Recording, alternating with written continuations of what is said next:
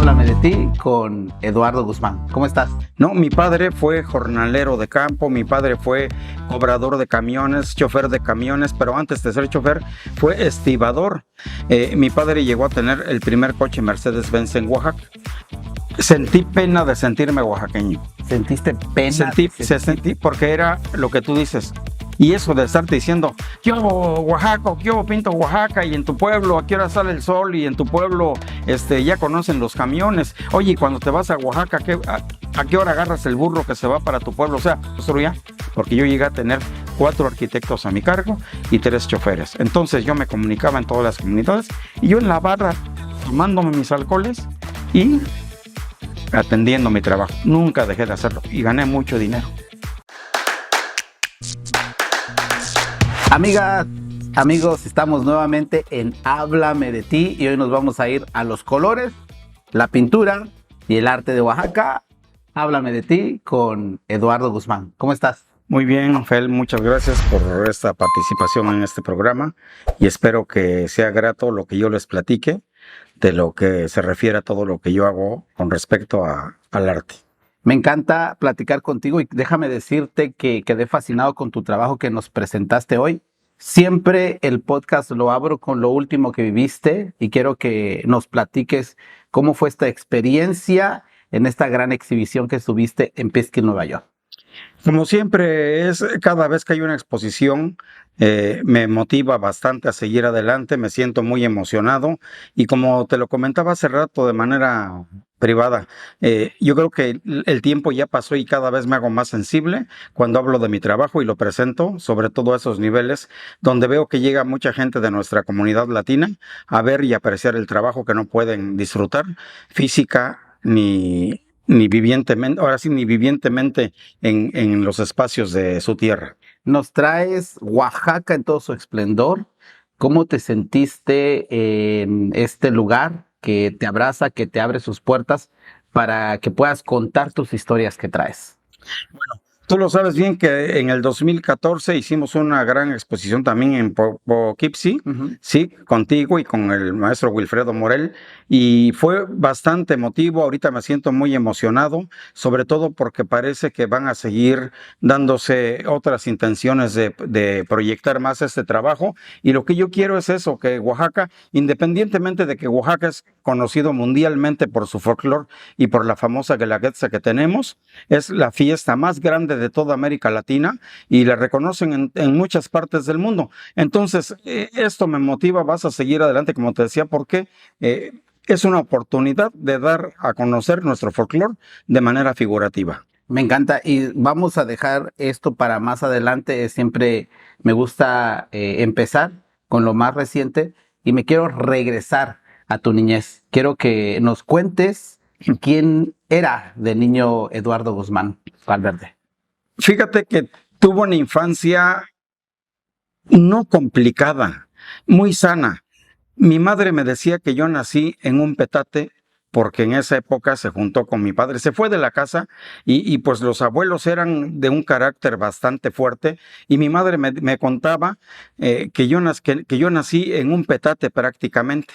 No, mi padre fue jornalero de campo, mi padre fue cobrador de camiones, chofer de camiones, pero antes de ser chofer fue estibador y él se preocupaba mucho por nosotros porque cuando tuvo la posibilidad de poder crecer económicamente, nos los decía, yo trabajo mucho y no quiero que sufran lo que yo viví porque no es fácil cargar bultos de harina y de ver cómo con el sudor, perdón por la expresión, pero dice, se te hacen molotes en la espalda con la harina y con el sudor. Entonces mi padre siempre nos quiso mucho, nos procuró bastante. Para mí fue un gran ejemplo de vida porque me enseñó cuando él murió, cuando yo tenía 15 años, me enseñó cosas muy importantes de lo que debe ser el respeto hacia la mujer y de la palabra de un hombre, ¿sí? O sea, eso fue muy importante y me lo grabó con letras de fuego porque me lo dijo siempre, a una mujer la respetas toda la vida porque son 5 mujeres tus hermanas y una tu madre. Y como hombre, más vale tu palabra que un papel firmado. Me comentas que no tuviste una infancia complicada. ¿Puedes ser más específico? ¿Sufriste? Tú sabes, en Oaxaca hay mucha pobreza Sí. ¿En tu casa había pobreza? ¿Había falta de comida? ¿Qué nos puedes comentar? Fíjate que te comentaba que mi padre tuvo esas actividades, entonces él llegó a ser dueño de camiones de una famosa línea oaxaqueña que se llama Fletes y Pasajes. Pero perdón, ya me iba a confundir porque como era una línea de segunda, mucha gente te decía Fletes y Paisajes porque te dejan tirado en cualquier paisaje, ¿no? Entonces es una anécdota muy simpática que pasa de esto.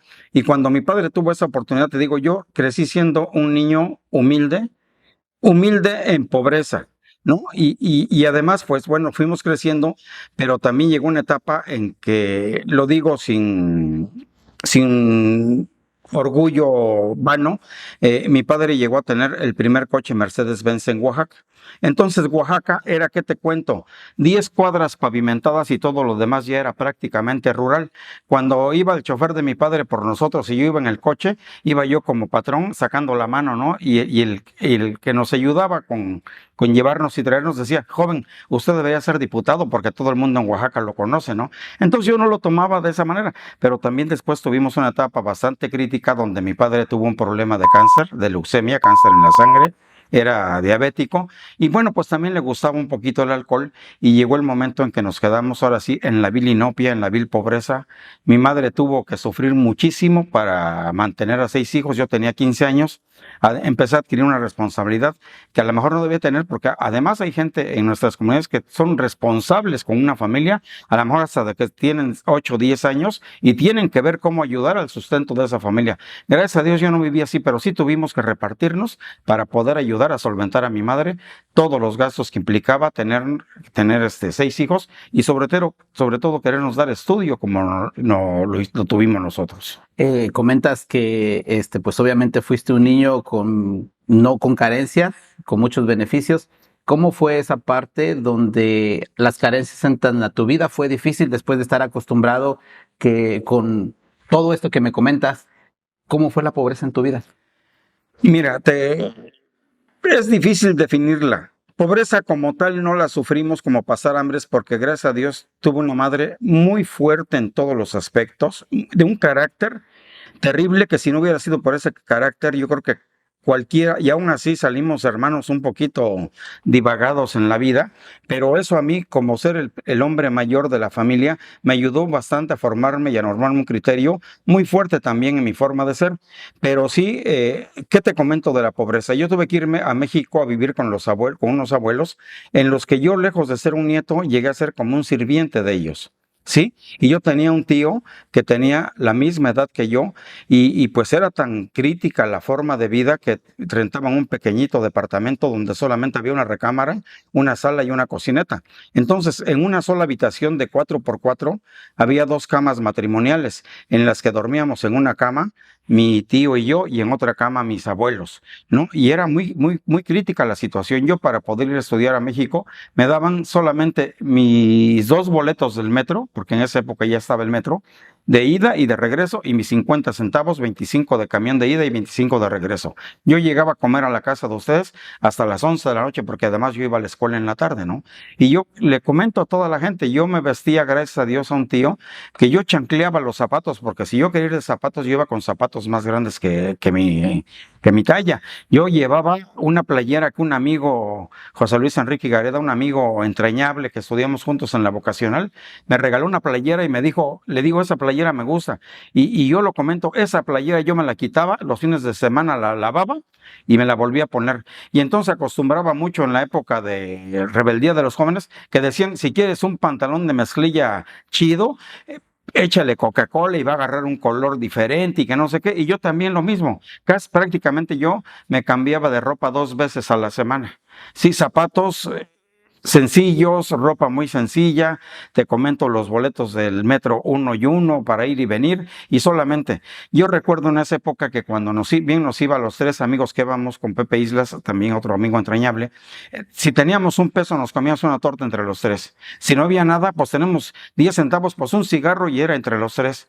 Yo tuve una novia que era dueña de panaderías en México y el miércoles que me tocaba ir a clases a las 7 de la mañana, yo pasaba y me daba mi bolsa de pan y mi litro de leche. Era el único día a la semana, cada semana, que comíamos pan y leche como desayuno mis amigos y yo. Me encanta que ocupas la palabra chido, ¿no? Es una palabra que usualmente yo ocupo bastante y creo que estas experiencias te marcaron, ¿no? Y son parte de lo que te hacen el hombre que ahora eres. Comentabas que tu mamá es una mujer muy fuerte y que te dio estudios. ¿Qué estudiaste? Yo estudié, fíjate, ese tío que yo te digo, él pues era del Distrito Federal, él nació en la Ciudad de México. Cuando yo quise irme a estudiar a México, me decía, Eduardo, es muy difícil que tú pases un examen de admisión aquí en México. Le digo, ¿por qué? Dices que vienes de Oaxaca y siempre la educación está más limitada en los estados. Y Oaxaca, efectivamente, como tú lo decías ahorita, se supone que no se supone, es uno de los estados más pobres de la República Mexicana, junto con Chiapas y Guerrero. Pero Oaxaca también ha sido víctima de mucho saqueo por parte de los gobernantes y eso es lo que no permite el crecimiento en esa ciudad, ¿no? Y bueno, pues quiero decir con esto que fue muy limitante la forma de vivir en nosotros, ¿sí? Y tuvimos que emigrar. Si estás buscando mejorar la imagen de tu negocio o proyecto, nosotros somos la solución para ti. Te ofrecemos una amplia variedad de servicios como logotipos, flyers, páginas web, manejo de redes sociales, fotografías y videos. Para más información, comunícate con nosotros al número que aparece en pantalla. No dejes pasar más tiempo y aprovecha las redes sociales para ganar mucho dinero. Que si no hubieras salido de Oaxaca, no hubieras sido o fueras el hombre que tú eres? Bueno, a eso iba, se me perdió ahí el hilo. Fíjate que mi tío me decía eso, es muy difícil, pero yo me fui y le digo, ¿sabes qué? Yo de todas maneras voy a presentar mi examen en la vocacional 4 porque era una vocacional de Ingeniería, Ciencias Físico-Matemáticas. Y me dice, y si no lo pasas, le digo, tengo 3 opciones. Desde niño me gustó la pintura, sí, pero esa es la última opción. Yo vengo aquí para progresar, para empezar a ganar dinero.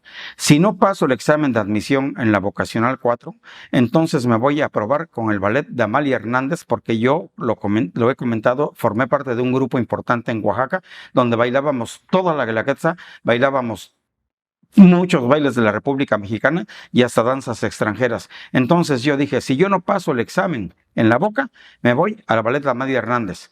Pero si tampoco en el ballet de Amalia Hernández soy recibido, me voy a la Academia de la Esmeralda para estudiar pintura, porque es la última opción que tengo. Pero de que me quedo en México para ayudar a mi madre con los gastos y disminuir los gastos de la familia, yo me quedo en México. Y si no, a lo que sea, yo me quedo en México. Y así lo hice.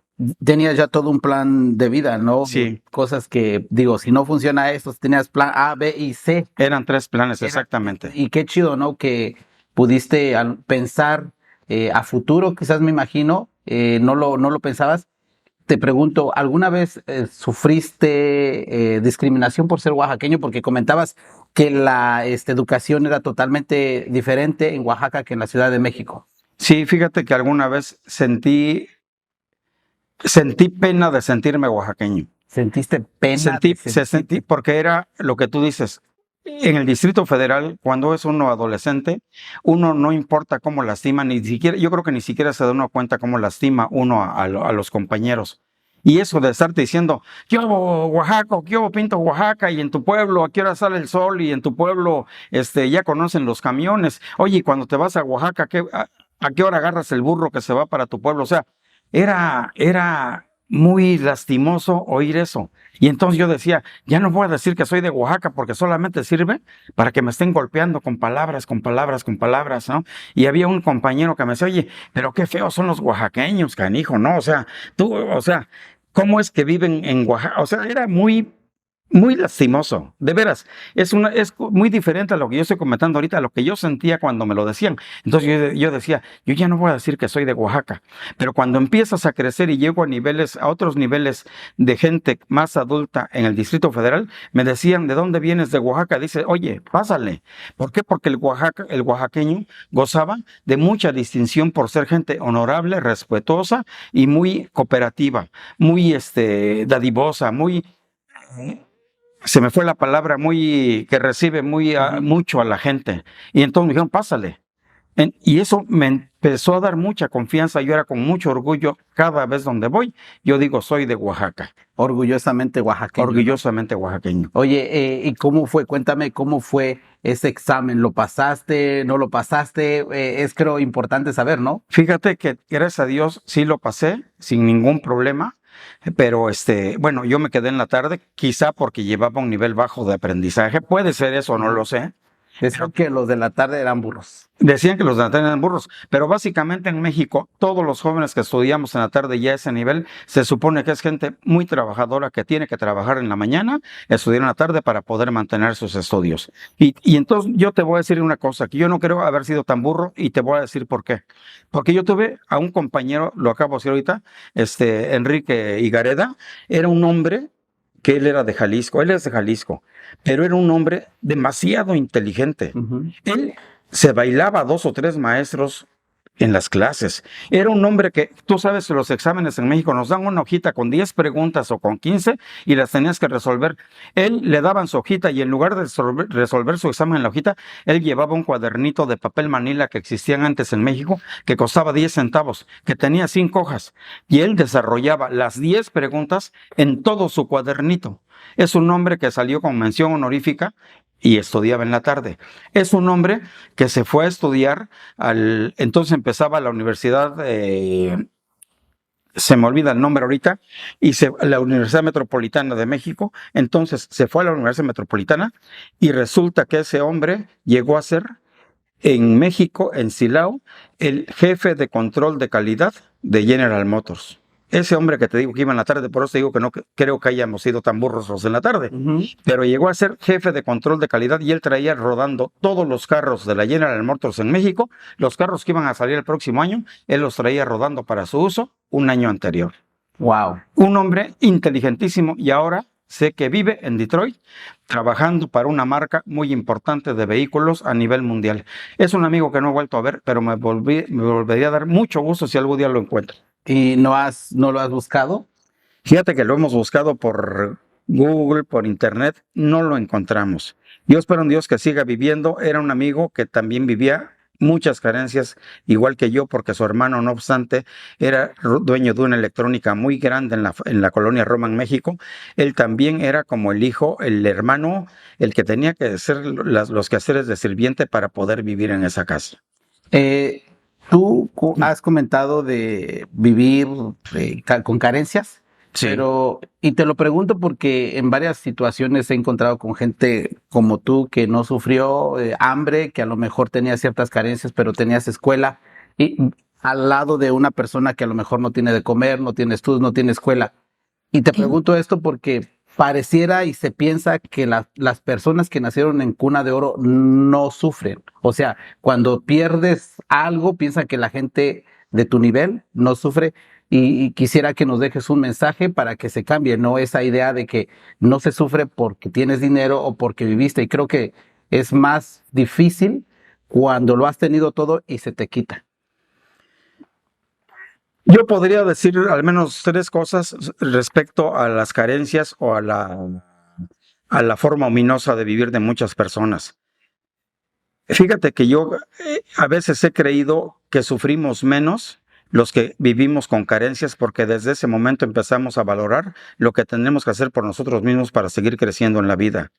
Y también creo que es mejor porque vas valorando cada cosa que se te va dando, y yo lo he pensado. Después de vivir, porque sí tuve muchas carencias, te digo, es diferente lo que yo comento a lo que yo viví. Y bueno, no es que nos hayamos tenido que quedar sin comer algunas veces, pero sí había muchas necesidades de hambre. O sea, vivíamos limitados en la comida. Mi madre nos decía, yo el taco que yo me voy a comer a la boca, prefiero que se lo coman ustedes. O mi madre a veces decía, yo como más tarde por dejarnos la comida a nosotros. O sea, fue una madre muy preocupada. Pero yo también pienso que a veces el nacer en cuna de oro, como tú dices, a veces puede ser más difícil. ¿Por qué? Porque es cuando los hijos tienen la menor obligación por parte de los padres para convivir con ellos en familia, y eso los hace, de repente, cuando crecen, ser un desastre en su propia vida. No digo que es la generalidad, pero sí tengo conocidos, muchos hijos de padres millonarios que simplemente no le agarran el sabor a la vida y se pierden en drogas, se pierden en esa opulencia en la que han vivido, y para ellos no existe ninguna otra cosa más que en cómo gastar el dinero echándose a perder cada día más. ¿En algún momento de tu vida te faltó tu mamá, tu papá, que preferiste a lo mejor no tener todo lo que tenías y que tuvieras ese abrazo, esa caricia o esas palabras? Toda la vida me faltó mi padre. Mi padre murió cuando yo tenía 15 años. Yo era el hermano mayor, te digo, yo tenía 5 hermanas y mi madre. Éramos 6 mujeres y un hombre en la casa. ¿Por qué te digo que me faltó mi padre? Porque no obstante, quise ser un hombre preparado y me preparé para crecer en la vida. Lo hice.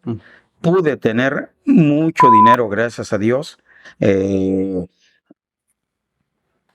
Mi padre me hizo falta porque hubo momentos en los que yo decía, ¿a quién le cuento este problema? A mi madre no, a mis hermanas no. ¿A quién le digo que me está doliendo esto? ¿A quién le digo que me está lastimando esto? ¿A quién le digo cómo resolver esto? No tenía yo absolutamente a nadie, y como hombre fuerte que me hizo mi padre y mi madre, siempre me amarré, como decimos en México, me amarré mis calzones para resolver mis problemas, fueran los que fueran. A veces yo solito lloraba mi trabajo, por ser arquitecto, trabajé mucho construyendo clínicas rurales, y mi trabajo era siempre carretera, toda la vida carretera. Y a veces yo iba llorando solito en mi camioneta. ¿Cómo lo resuelvo? ¿A quién le digo? ¿A quién le pregunto? Solito tuve que resolver muchas cosas. Si esa cámara fuera tu papá, ¿qué le contarías, qué le dijeras a tu papá? Es un padre que cualquiera le hace falta.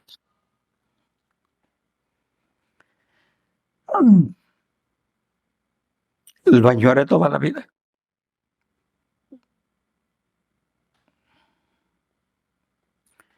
Estando en México, yo ya tenía 18 años.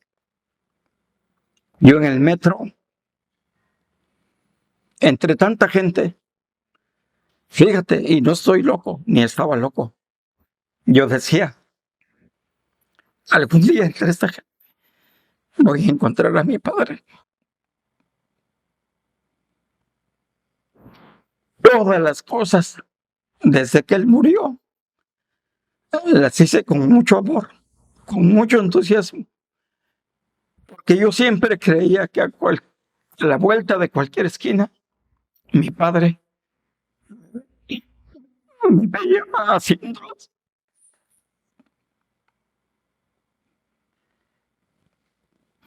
Quizás era uno de esos padres que no expresaba, ¿no? Estaba orgulloso de ti. ¿Por qué no lo ves desde esa manera?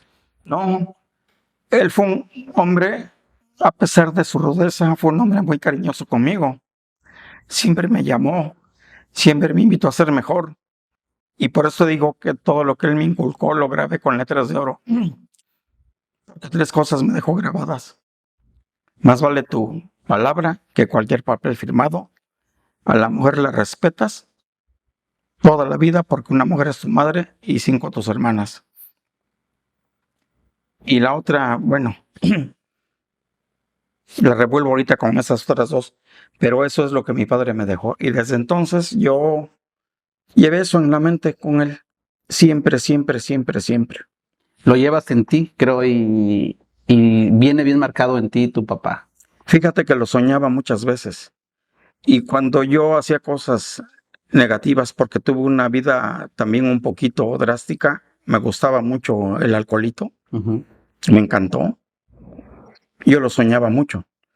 Cuando yo dejé de tomar por 22 años, ni rompope ni nada, lo soñé 2 veces que me dijo, le digo, qué bueno que llegaste, papá, en mis sueños, y me decía, flaco, porque yo era muy flaco. Dice, ya vine a despedirme, ya me voy. Le digo, papá, ¿pero por qué te vas? ¿A dónde vas? Si aquí te queremos todos todavía. No, dice, yo vine ya a despedirme, ya me voy. Así soñaba yo en mis sueños. Y la última vez que soñé eso, ya desde entonces no lo vuelvo a soñar. Como que fue algo muy, muy fuerte. Se vino a despedir de alguna manera de ti, a sanar. Sí. Qué chido, ¿no? Cuando yo empecé con la pintura, empecé a pintar acuarelas y me fui a Bándaro, en el Estado de México, y renté una cabaña. Y entonces empezó a ir, desde que yo dejé mi vida de artista, de fiesta y de parranda, cambié toda la música que yo sentí que me hizo daño. porque yo soy muy romántico, soy muy amante de la música, me encanta, la oigo a profundidad. Y eso me hacía sufrir más porque yo tomaba y cantaba la música que me gustaba. José José, Víctor Iturbe, Piluri, Vicente Fernández, muchos artistas famosísimos de música romántica, me encantaban. Dejé de oírla, porque yo dije, yo con esa música la gozo y a pesar de que es hermosa, yo la sufría. Entonces cambié mi música a jazz. ¿No? Desde entonces yo te puedo decir, tengo una colección de discos de jazz, al menos tengo 500 discos de jazz, que es la música que más me gusta. Me fui a Bándaro y entré a un lugar esotérico donde vendían inciensos y oí que la mujer del encargado del negocio leía el tarot. Y llegó un amigo de ella, oye, que sé que eres muy buena y que esto y que aquello y que qué pena, sé que tienes agendado todo. Y dice, sí tengo citas hasta dentro de 3 meses. Cuando yo escogí unos discos de música New Age, hablé con él y digo, oiga, oí que ustedes sabe bastante el tarot. Y le digo, qué pena, porque me gustaría saber de qué se trata eso. Y dice, no lo conoce. Le digo, pues he oído.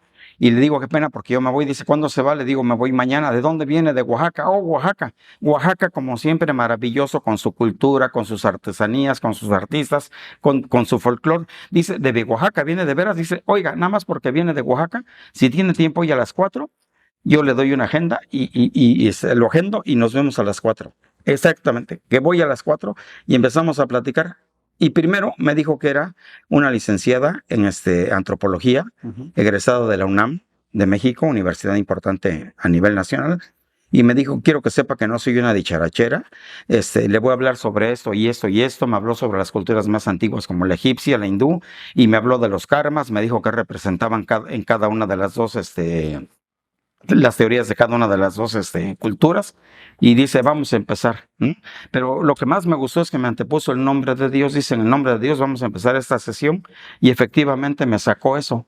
Me dijo, dentro de todo lo que me dijo, que había un ser que no podía avanzar en su camino. En su camino universal, que no podía avanzar porque sentía que tenía un compromiso conmigo y él no puede avanzar.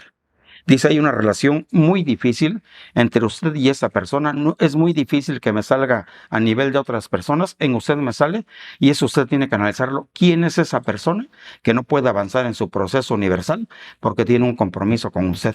Entonces yo entendí y me di cuenta que era mi padre. Que fue cuando después soñé que me dijo, flaco, me vengo a despedir, me voy. ¿Crees que todo esto que te pasó, de alguna manera la falta de tu papá, te sumergieron en el alcohol? Porque mencionabas que sufriste de alcoholismo. Sí, mira, no me sumergió eso en el alcohol. Quiero decirte, hay un dicho en México que dicen que el que nunca ha tenido y llega a tener, loco se quiere volver. ¿Qué es lo que pasa? Yo viví muchas limitantes cuando adolescente. Cuando yo llego a Oaxaca, inesperadamente, todavía eran millones en México, se ganaban millones. Entonces, inesperadamente, yo empiezo a trabajar con una empresa de México que se llamaba Ingenieros Civiles del Sureste en la 5ª y 6ª etapa del Infonavit en Oaxaca. En esa época, yo empecé ganando 11 millones de pesos mensualmente, que era un muy buen sueldo. Pero yo tuve un jefe muy afectivo, muy responsable, que trataba siempre de apoyarnos a nosotros y me decía, Eduardo, yo sé que tú debes de ganar más. Es una friega estar en el Vil Sol, en las plataformas, compactando plataformas, desplantando casas. Eran en la primera etapa 50 casas y en la otra etapa otras 60 casas. Muy difícil, y me decía, yo sé que lo que ganas no es lo suficiente. Entonces me decía, te voy a aumentar lo del salario de un peón cada semana. Entonces, cada semana me pagaba 720 pesos, 720,000 pesos. Cada semana que yo lo aunaba a mi salario, que era de 11 millones, pues ya era un buen dinero, ¿no? Y de allí él me ayudó cuando yo le dije, arquitecto Valencia, voy a empezar a construir mi casa. Y me dice, Eduardo, yo te voy a regalar. Me regaló varias toneladas de cemento, me regaló varilla, me regaló malla, castillos armados, y me dice, y te voy a pagar un peón y un albañil cada semana. Allí es donde yo empiezo a crecer. Después termina esa obra, me voy a otra empresa muy fuerte del grupo Díaz Ordaz, de un expresidente de México, que tenía puras obras muy grandes como la ampliación del Hospital del Iste, la ampliación del almacén de Saop, que era obras públicas federales, y ahí llego ganando 18 millones de pesos. Es cuando yo empiezo a hacer un patrimonio muy fuerte. Pero aparte de eso, como yo trabajé para las casas del Infonavit, a mí me dieron una relación de toda la gente que tenía o que requería de un crédito del Infonavit, y muchos no querían casas, sino decían, yo tengo un terreno, ¿me puede construir? Entonces, ¿qué es lo que pasó? Le dije, si ustedes tienen su terreno, yo les construyo la casa. Allí empecé a crecer muy rápido económicamente, muy fuerte, muy fuerte. Pero con lo que creo que vine a tronar fue cuando empecé a construir para el Seguro Social, porque mi trabajo era construir clínicas en todos los medios rurales, en todas las comunidades rurales. ¿Qué es lo que pasaba en esas comunidades? No le echo la culpa a ellos. A la hora que yo llegaba a la agencia municipal, a la presidencia municipal, sean las 6 de la mañana, las 7 de la mañana, las 12 del día, las 8 de la noche, con lo primero que te reciben es con aguardiente y con cerveza. Y tienes que convivir con ellos, porque si tú no tomas de lo que la gente de los pueblos te invitan, tú le estás haciendo un desaire muy grande al pueblo.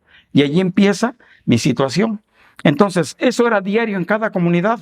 Aunque la obra ya estuviera arrancada, ya llegó el arquitecto, un mezcal, una cerveza o un aguardiente. Y luego de allí, échale a los compromisos que tenías en Oaxaca con los jefes, que cuando estabas ahí tenías que invitarlos a comer, pues era ya la bebida, el whisky, el ron, el brandy. Entonces me fui haciendo como que a una vida de estar degustando alcohol diario, ¿no? Ujú. Llegó un momento en que sí me pegó muy duro, pero como en esa época no había celulares, pero yo iba a los bares donde yo tenía el teléfono de la cantina allá a un lado para pues, estarme comunicando a todas las comunidades donde yo construía, porque yo llegué a tener 4 arquitectos a mi cargo y 3 choferes. Entonces yo me comunicaba en todas las comunidades y yo en la barra tomándome mis alcoholes y atendiendo mi trabajo. Nunca dejé de hacerlo y gané mucho dinero. ¿Te afectó el alcohol en tu Me vida? afectó el dinero y el dinero. alcohol, porque después fue el dinero. ¿Qué es lo que pasó? Algún día yo quise agarrar un viaje para Cuba, porque mi familia estaba un poco desesperada. Me fui, yo quería ir para Cuba, en una cantina contraté un viaje. Qué bueno que no me mandaron a Cuba, porque yo lo he dicho siempre en esa época, si hubiera ido a Cuba, yo hubiera pasado muchos años en Cuba cortando caña por el problema que yo tenía tan grande. No, yo iba a pasear a Cuba, disfrutar de todo lo que hubiera, y qué bueno que no pasó. Entonces me quedé en México, pero en México seguí con la fiesta, hasta que le hablé a uno de mis choferes. Yo iba muy mal, y eso es algo muy íntimo que lo cuento porque de alguna manera tiene que ayudar a la gente que también puede perderse en algún vicio.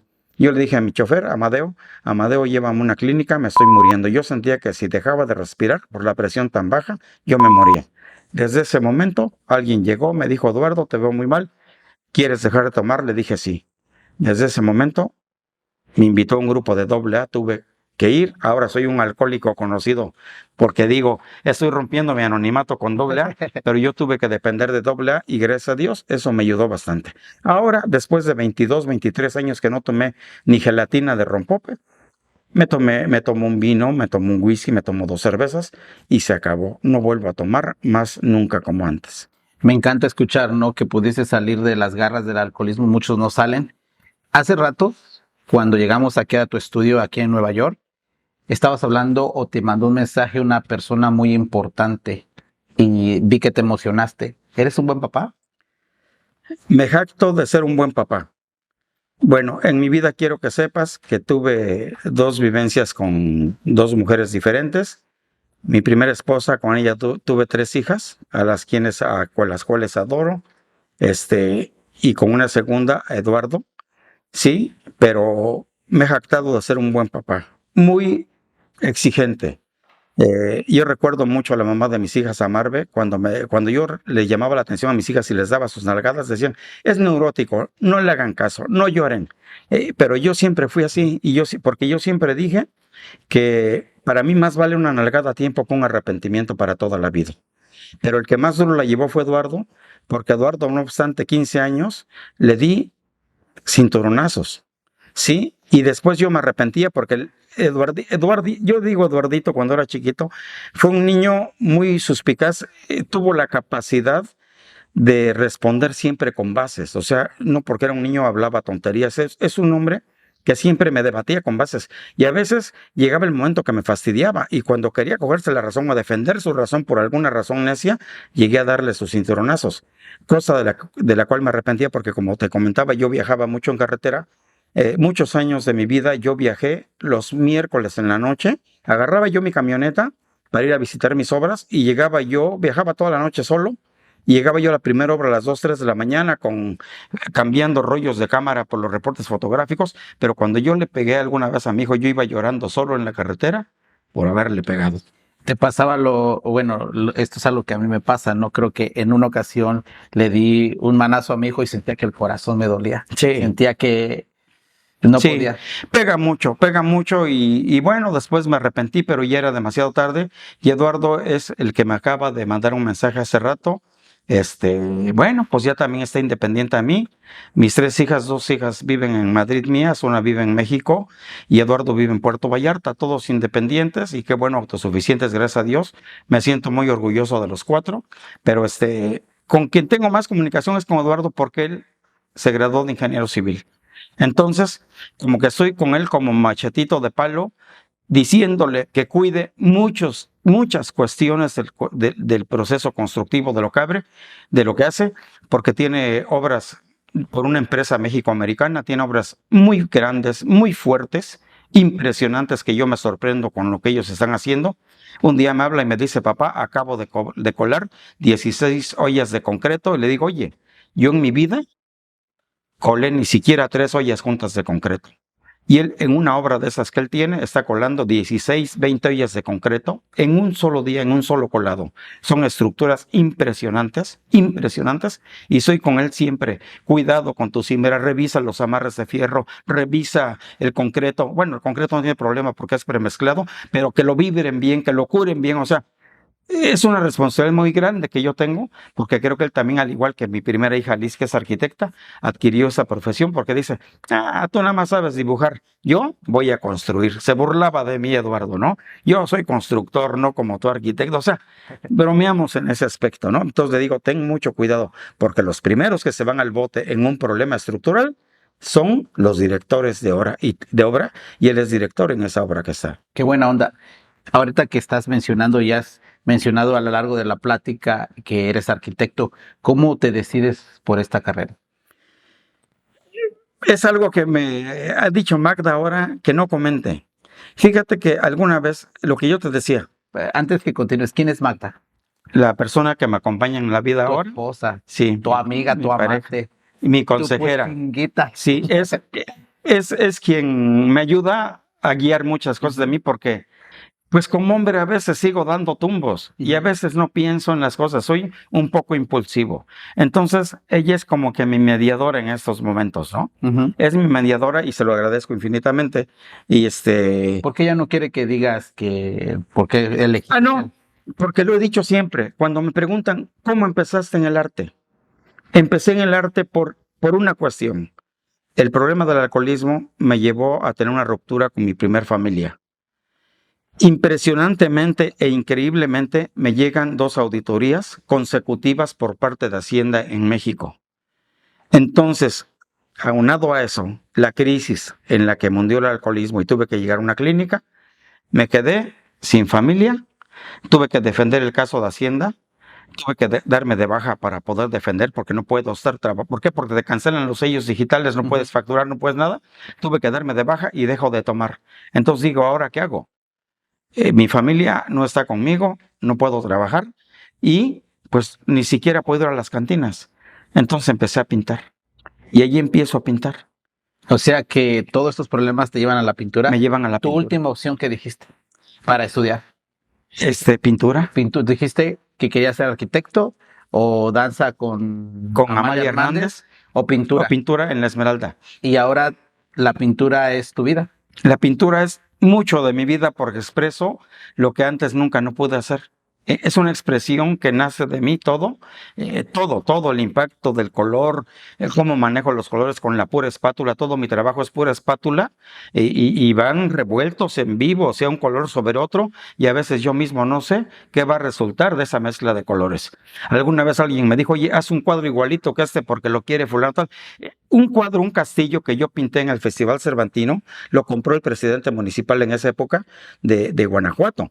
Y entonces otra persona que tenía mucho dinero en Oaxaca, ya murió, en paz descanse, me dijeron, fulano Plácido quiere comprar otro cuadro igual, haz uno igual. Le digo, no puedo, no puedo. Es que sí puedes, y es que hazlo. Y lo intenté 3 veces y le digo, ¿sabes por qué no puedo? Porque yo no sé cuántos gramos de blanco le eché aquí, cuántos gramos de morado, cuántos gramos en la espátula, y entonces yo no puedo. Y además yo no sé si ese espatulazo fue para acá o fue para acá. Entonces, todo es pura espátula, y es un movimiento de manos muy rápido, y lo que vaya saliendo. Entonces, un cuadro mío es, para mí, inigualable. No, es único. Es único. ¿Cuándo empezaste a pintar y qué te hizo pintar ese primer cuadro que te dijiste, wow, quedó muy bien y voy a continuar? Fíjate que fue cuando hice un cuadro que no podía yo aplicar ni darle suficiente textura al óleo. Entonces pinté, a la primera que agarré de modelo fue una de mis hermanas. Y hasta se me olvidó el nombre del cuadro, pero me parece, si no mal recuerdo, se llama La espiritualidad de la mujer. Uh-huh. Sí, pero en ese cuadro pinto a la mujer erótica, pinto un busto, como que un busto desnudo, pinto una mujer con una manta como si fuera virgen, con las manos en forma de virgen, y una flor, una parte del cuerpo de la cadera desnuda, pero en la parte de la ingle pinto una margarita, sí, donde quiero representar la reproductividad de la mujer, la forma de procrear de una mujer, ¿sí? Del nacimiento de alguien, y unos pies descalzos hincados. Pero luego quise ir para pintar un segundo cuadro a una escuela para que me dijeran cómo aplicar el óleo, porque el óleo lo empecé a aplicar como Dios me dio a entender. Fui a la escuela de la Casa de la Cultura y llegué y le dije al maestro, yo quiero que me indique, que me enseñe a aplicar el óleo, pero en esa ocasión dibujé una sirena y me empezó a corregir. Y me dijo, Eduardo, si la sirena es así, el busto de la sirena va así. Y le dije, maestro, es el busto de mi sirena, ¿no? Uh-huh. Y me molestó que él me haya dicho cómo corregir algo que yo había dibujado. Y luego cuando llegué a las olas me dijo, Eduardo, las olas deben de ir así. Y le dije, maestro, son mis olas. Entonces, déjeme pintar mis olas. Esa tarde fue la última vez que fui a clase y no me volví a parar. Entonces, por eso digo que todo lo que sé y lo que he aprendido lo maneja de manera autodidacta, porque eso no se llama tener escuela con una clase de una semana o 2, 3 días. Entonces, todo lo que hago es lo que nace de mí.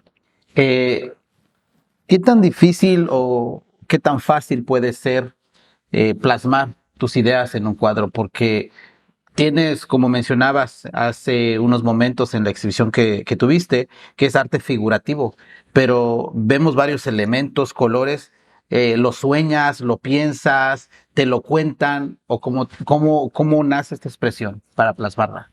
Cuando yo empecé a pintar, empecé a hacer cosas como que aplicando nombres de canciones, ¿no? Uh-huh. Pero cuadritos de acuarela, de acrílico. Y cuando un amigo me dijo, ¿por qué no lo haces más profesionalmente?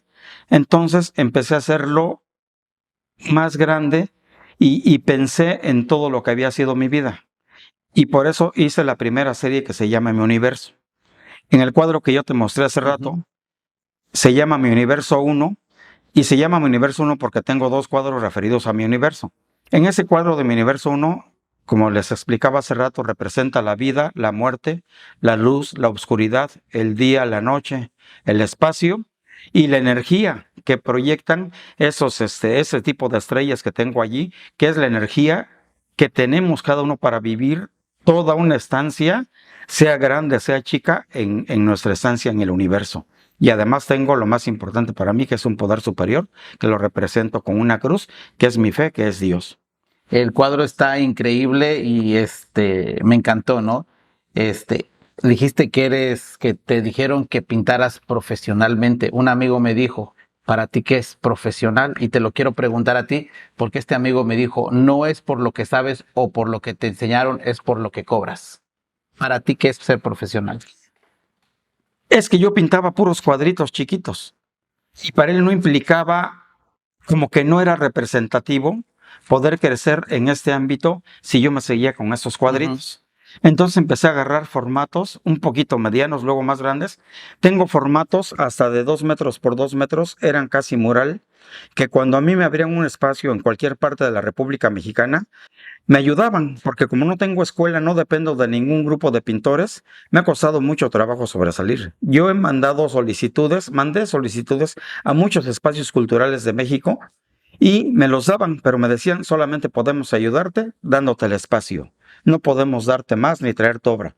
Entonces yo solo en mi camioneta subía los cuadros que eran bastante grandes, los enlonaba y me iba. Y de repente a medio camino, párate porque se deladieron todos, desamarra todo, vuélvelos a bajar, vuélvelos a subir, amárralos. Y así iba yo sufriendo en la carretera 2, 3 veces hasta llegar a mi destino. A eso le llamo ya haber empezado a trabajar profesionalmente, porque llegó un momento en que mis cuadros eran tamaño mural. ¿Sí? Después de ver la dificultad para traslado y para mover todo, entonces le empecé a bajar el formato, y el formato que me gusta es los cuadros que ya viste allí, que es de unos 20 por 1,20 y hasta unos 50 por 1,50. Me encantan esos formatos. A eso yo ya le llamo haber crecido y haber hecho el trabajo más profesional. En tus expresiones hay cilindros, hay diferentes técnicas. ¿Nos puedes hablar de las técnicas y explicar brevemente de lo que es? Bueno, te explico. Mira, la primera exposición que fue Mi Universo se refirió del comportamiento del ser humano o ser humano de manera mística y fantástica. Ahí represento muchas cosas. La segunda serie fue Folclor de mi pueblo, que fue la más importante y es lo que más se ha movido, porque al menos tengo 12 exposiciones con esa serie de Folclor de Oaxaca, porque llama mucho la atención, gusta mucho. Tengo el orgullo de ser el cartel de la Guelaguetza de Oaxaca 2008. Tengo el cartel del centenario de Noche de Rábanos. Y eso me llena de satisfacción, porque de la nada, sin ser de la nada o crecer de la nada, sin tener escuela de arte, tengo esos 2 carteles que para mí son importantes. Y luego de ahí seguí con otra serie que se llama Fantasías Marinas. Pinto muchas cosas. Son locuras que nacen de mi mente, que nacen de mí inesperadamente. Tengo una tía que quiero mucho, que quedó en lugar de mi madre, la tía Tere, que cuando iba a verme decía, oye, ¿y eso sale de tu cabeza? Le digo, tita, le digo, yo no tomé chocomil, yo no tomé malteadas, yo tomaba aguardiente, whisky, coñac, lo que me dieran yo tomaba. Entonces, ¿de dónde quieres que salgan estas ideas? Sino de un cerebro loco como el que estoy sacando a flote en estos momentos. Pinto mucho.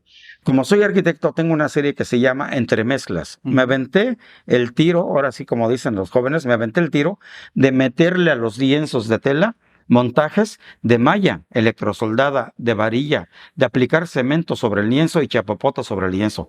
Toda esa serie que se llama Entremezclas, todos los grises son cemento con arena. Todos los negros son chapopotes y los montajes de varilla y malla electrosoldada y malla de gallinero. Y se refiere a puros conceptos de construcción. Entonces, tengo una variedad de creatividad. Quiero seguir creando. Necesito espacio, necesito tranquilidad. Ahorita me ha costado un poco trabajo porque la pintura, yo en realidad no vivo de la pintura. La hago porque la amo, invierto mucho dinero en la pintura. Mi trabajo fuerte y lo que me ha ayudado la pintura es la construcción, pero en México ahorita no hay mucho trabajo. ¿Qué pasa? ¿Por qué no hay trabajo en México?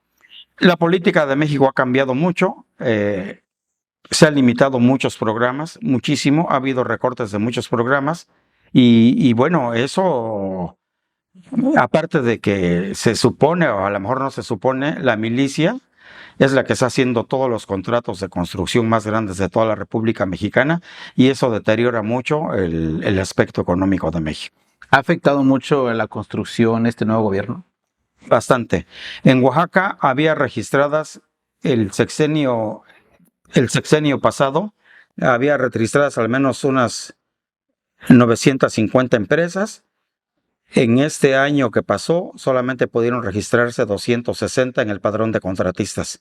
Dentro de esas estoy yo. 260, 280 empresas. Quiere decir que las demás empresas tronaron. ¿Por qué tronaron? Porque se quitaron muchos programas como el Fondem, que es con el que se construía mucho. Oaxaca es un lugar de alta sismicidad y es lo que más daba trabajo a los constructores. Problemas de construcciones, reconstrucciones, remodelaciones, es lo que más daba trabajo de construcción, carreteras, puentes, y al quitar el gobierno esos programas, se acabó el recurso. ¿Qué pesa más para ti en tu vida, la construcción, ser arquitecto o la pintura? Las dos cosas ahora. Las dos cosas. Sí, ¿Van de la mano? van de la mano. Van de la mano. Porque en la construcción me encanta, yo amo la construcción, así como amo la pintura, pero también la construcción estresa, porque cuando no salen pronto los pagos y tienes 20, 30 gentes atrás de ti, 40 gentes esperando su raya, tú tienes que resolver el problema. Tú no puedes detener un proyecto porque firmas contratos estipulados por 3 meses, que es lo máximo que nos dan, y si tú no cumples en ese tiempo, empiezan sanciones y en lugar de ganar vas a perder toda la vida. Entonces, a mí me estresa mucho. Yo te dije, yo traigo una formación desde mi padre de no fallar. De no fallar, se lo agradezco mucho, pero también a veces no, porque me vuelvo muy estricto conmigo mismo y eso me estresa. Yo no puedo a una persona hacerla que me espere 5 minutos en la calle porque no me gusta. No puedo actuar de una manera irresponsable. Entonces, va todo de la mano. Yo amo la construcción, pero amo mucho la pintura. La pintura me ha dado grandes satisfacciones, como la de estar ahora con ustedes aquí, la de viajar con ella, de llevarla. Me emociona muchísimo cuando veo la expresión en el rostro de la gente, cómo les llama la atención y sus comentarios. Bueno, pues antier me pasó lo mismo que acá, se me cortó el habla, me emocioné mucho y de ver la emoción de la gente en el consulado de México en New Brunswick. O sea, es algo muy emotivo. Las dos cosas me encantan. ¿Combinas la construcción y la pintura? A veces sí, porque con la pintura me desestreso. Me desestreso de lo que me genera la construcción. La estrés, falta a veces de pago, de cobros para poder subsanar pagos, pero las amo a las dos. Me encantan. Si estás buscando mejorar la imagen de tu negocio o proyecto, nosotros somos la solución para ti. Te ofrecemos una amplia variedad de servicios como logotipos, flyers, páginas web, manejo de redes sociales, fotografías y videos. Para más información, comunícate con nosotros al número que aparece en pantalla. No dejes pasar más tiempo y aprovecha las redes sociales para ganar mucho dinero. Háblanos un poquito, bueno, casi estamos por terminar, pero me gustaría que nos hables de esa mujer importante que mencionaste, que de alguna manera te jala la rienda, te acompaña. Creo que hasta es pintora igual que tú. Fíjate que simpáticamente Magda, nos conocimos. Voy a hacer un comentario. Ella trabajaba en un restaurante. Cuando me vio, le salió el tiro por la culata. Mi madre nos enseñó a todos a ser muy religiosos. Cuando yo tuve problemas muy grandes, lo que te digo de alcoholismo, problemas familiares, y bueno, yo me acerqué mucho a la iglesia. Y mi madre nos llevaba al Santísimo a hacer la cuarentena. En cualquier iglesia que estuviera el Santísimo, que era 3 días, nos llevaba caminando. A las 7 de la mañana nos daba desayuno en el mercado y de ahí nos mandaba a la escuela. ¿Qué pasa con esto? Me acostumbró a tener mucha fe en Dios. Me hizo creer en Dios. Entonces yo iba a misa diario. Y entonces alguna vez Magda, cuando tuvimos un trato, me confundió con un padrecito de la iglesia. Yo creo que por mi pelonera. Y nos empezamos a hacer amigos muy bien hasta que me dijo, bueno, ¿tú a qué te dedicas? Y ya le platiqué y le invité a una exposición que hice en la Pinacoteca de la Universidad Autónoma Benito Juárez de Oaxaca. Le invité y fue. Le digo, mira, esto es lo que hago y esto es lo que me gusta. De repente, un día me la encuentro en la calle donde está la casa que nos dejó mi madre. Bueno, ahí tengo una un pedazo de propiedad, viven otras 5 hermanas, nosotros vivimos en Guayapán ahorita. ¿Qué es lo que pasa? Un día le encuentro, digo, ¿y tú qué andas haciendo aquí? ¿Me andas siguiendo? No, dice, yo vivo allá a media cuadra. ¿Cómo que vives a media cuadra? Yo no sabía que ella vivía a media cuadra, y ahí fue haciéndose el acercamiento más grande, nos hicimos amigos, un día salimos a tomar algo, y de allí empezó una relación más estrecha, más grande, y bueno, tenemos ya prácticamente 11 años de estar, menos de estar juntos, pero sí de tener una relación como 11 años. Qué padre. Oye, háblanos de esta exposición que en este momento está colgada en Sun River Health y que está en el 1037 Main Street en Peekskill, Nueva York. Me gustaría que invites a la gente y por qué debería venir a verla. A todos los coterráneos, paisanos, latinos, americanos, a todos. El arte es algo que no puede dividir nada. El arte es algo que une, que incita a una unión más grande, a una unión más espiritual, y los invito a que conozcan mucho de lo que traigo en folclore oaxaqueño, pero también hay otras piezas de otras series, como les comentaba ahorita, de mi universo, y de Música que es otra serie que me gusta mucho porque pinto todos los instrumentos musicales. Me gustaría que la conozcan, que vean lo que estamos haciendo, para que ustedes vean, y además porque está con una causa muy noble, que estamos aportando de lo que se venda, el 25% para servicios a la comunidad por parte de las clínicas, y se aporta para la gente que no tiene recursos, para tener medicina y cuestiones de salud. Qué padre, ¿no? Que tu arte, me gustó el mensaje que dieron, el arte es salud, el salud es arte, ¿no? Y están haciendo esta gran exhibición y ojalá que se venda toda tu colección para que se pueda seguir ayudando a la gente, para que pueda seguir haya salud, pero también vas a tener un taller próximamente. ¿Cuándo va a ser? Mira, en este momento se me pasa, creo que va a ser el miércoles, no recuerdo la hora. Wilfredo está organizando esto. Yo le voy a preguntar y tan pronto lo sepa, se los haré saber. Pero también quiero que sepan una cosa muy importante. Magda, de verme pintar, también se inmiscuyó en la pintura y es increíble. En el Consulado de New Brunswick vieron más la obra de ella que la mía y le dije, ya no vas a volver a venir conmigo porque me estás quitando la chamba. Entonces eso no se vale. Aquí tenemos una pieza mía, pero antes estaba una pieza de ella. Sí. Mientras llega la pieza, ¿te han dado celitos? No, me da mucho orgullo. Sí. Me da mucho orgullo porque fíjate que es una mujer que también se compromete. Se compromete y ella ve. Esta es una pieza de Magda que está terminando de pintar. Sí. Increíble. Y ella se compromete y le pone mucho empeño. Y de ver cómo manejo yo la espátula, ella ya me superó, porque lo que ella pinta parecen hilos. Parece como si fuera bordado. Mi espatulada es más impacta más, es más fuerte, es más grande. La de ella parece un bordado de hilos. Todo su trabajo parece bordado de hilos. Ella, ¿tú le enseñaste? ¿Ya lo traía? No. Cuando me dijo, ¿me regalas un lienzo? Le digo, ¿lo vas a echar a perder? Mejor me quedé callado. Cuando lo terminó, me quedé callado. Todo el mundo, ¿cuánto cuesta esa pieza? ¿Cuánto cuesta esa pieza? Y ahí están las mías, nadie pregunta por lo mío. Qué padre, ¿no? Me da miedo. Pues vamos a, imagino que próximamente vamos a tener una exposición de ella. Espero que se esté preparando para algo. ¿Y cómo tú la apoyas? En todos los aspectos. Siempre me pregunta cómo hacerle y le ayudo en lo que debo de ayudarla, pero le digo también, hay cosas en las que tú vas a tener que aprender a definir tu propia mano, tu propia espátula. Échale ganas y piénsale. En cuestiones del formato, yo le ayudo. Que ella por sí misma vaya razonando su textura. Me encanta. Y sus acabados, perdón. Me encanta.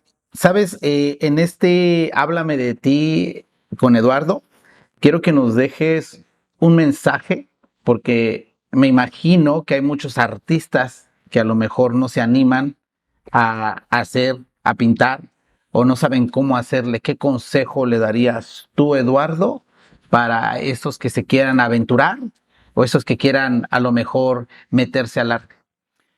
Primero que nada, quiero decirle a los padres que cuando tengan hijos pequeños y vean lo que están haciendo con sus crayolas, con sus colores, con sus plumones, los impulsen. Porque es increíble que lo que un niño piensa es lo más libre que un ser humano pueda tener en una expresión plástica. Y es donde se empieza a crecer de una manera totalmente libre. Cuando algo está definido, cuando algo ya está estipulado en el arte, solamente vas a seguir los cánones de lo que ya está hecho y de lo que te enseñan los maestros. El arte para mí debe ser totalmente libre. Yo muchos años, cuando yo empecé a pintar, viendo trabajos de muchos pintores oaxaqueños, tienen escuela, pero también me encanta mucho su trabajo. Yo siempre me ha costado trabajo definir y yo me he preguntado lo que yo hago, si es arte o qué cosa es. O con quién debo de compararlo o quién debe de decirme. Porque es difícil poder definir lo que yo hago con respecto a lo que todos los demás hacen. Mi trabajo es muy diferente, es muy fuerte, es muy impactante. Yo veo muchos artistas oaxaqueños cómo les impacta la explosión de color. Entonces, yo lo que les digo a ustedes, no tengan miedo. Hagan lo que crean, lo que nazca de ustedes, porque además alguien me dijo alguna vez que lo que está hecho con el corazón está bien hecho, y es en lo único que yo me baso. Yo siento que lo que hago y como lo hago con mucho amor, está para mí bien hecho, y no me importa si recibo críticas buenas, críticas malas, y si a la gente le gusta, como dijo una vez el maestro Rodolfo Morales, ¿te gusta? Cómpralo, se acabó. No le veas nada, nada más cómpralo. Oye, y voy a cerrar con este comentario, ¿no? Dijiste que el maestro que tú tuviste te dijo, el pecho va de este lado, las olas van de este lado. Entonces, lo que tú nos quieres decir es que hay que pintar con el corazón, sin importar lo que digan los demás. Claro, claro, libres, libres sin ataduras de nada. O sea, la expresión debe ser sin ninguna atadura. Tú tienes que pintar y expresar lo que está saliendo de ti en ese momento, como salga. Y eso está bien hecho. Último mensaje que nos quieras dar. Y obviamente si nos quieres comentar si vas a tener más exposiciones y cómo te podemos encontrar, redes sociales, lo que tú nos quieras compartir. Bueno, vamos a seguir trabajando por acá. Surgió una invitación para septiembre. Me parece vamos a concretarla apenas. Espero que sí se dé. Vamos a seguir por acá. Pueden estar con nosotros. Tenemos un correo que es gcpolea3@hotmail.com y con Wilfredo Morel, a través del maestro Wilfredo Morel. ¿Tiene redes sociales? En Instagram, Eduardo Guzmán Valverde. Ok, bueno, a toda la gente es Facebook y Instagram, a toda la gente que nos mira, y les agradecemos muchísimo que hayan visto este podcast, Háblame de ti con Felipe Santos. Los invitamos a que sigan a mi amigo oaxaqueño, Eduardo Guzmán Valverde, que se den tiempo para poder disfrutar este exquisito arte que de verdad les va a volar el cerebro. Y pues nos estaremos viendo la próxima semana en un nuevo capítulo. Por favor, no olvides suscribirte al canal, dejarnos los comentarios y si se puede compartir este podcast en tus redes sociales. Nos vemos hasta la próxima. Esto fue Háblame de ti.